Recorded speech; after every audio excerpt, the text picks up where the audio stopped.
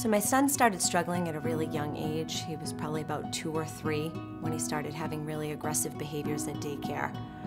Our daycare provider at that time connected us to early intervention, and he received some services through them until he turned 3 years old and aged out of their program.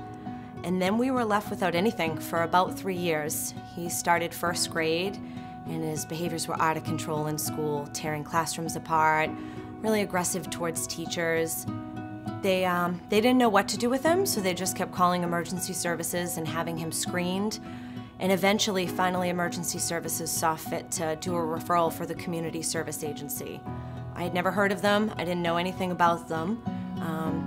But I began my journey with them, and my life was forever changed. I was completely overwhelmed with his behaviors at home, with the school issues. We had financial stressors in our house. I was a single mom raising 2 kids, trying to work and balance my family's needs and our financial needs. The community service agency came in and they helped me identify a team of supports, both formal and informal, to be part of my team. Formal supports were people like my son's therapist, our in-home therapy team. Informal supports were people like my dad, my family friends. And I was no longer alone.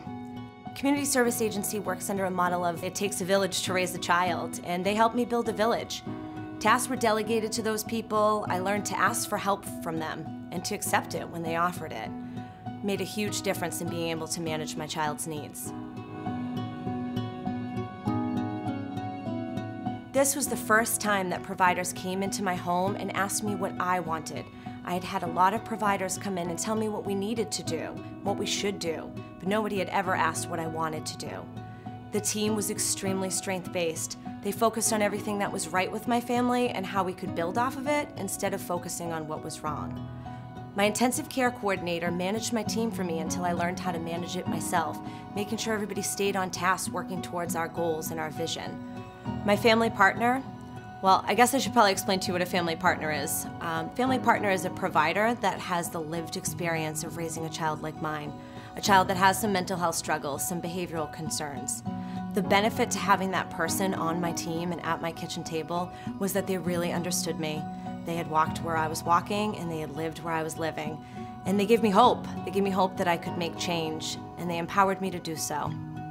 CSA was also the first service that wasn't focused on fixing my family, but rather giving me the skills to be able to manage their needs long term. My son was in the wrong school setting and his needs weren't being met. They helped me advocate on his behalf to get him into an academic setting that was appropriate for him.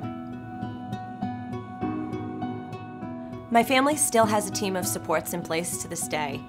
The team members that were on my team then, the informal supports, my dad, my family friends, those people are still there helping me along the way.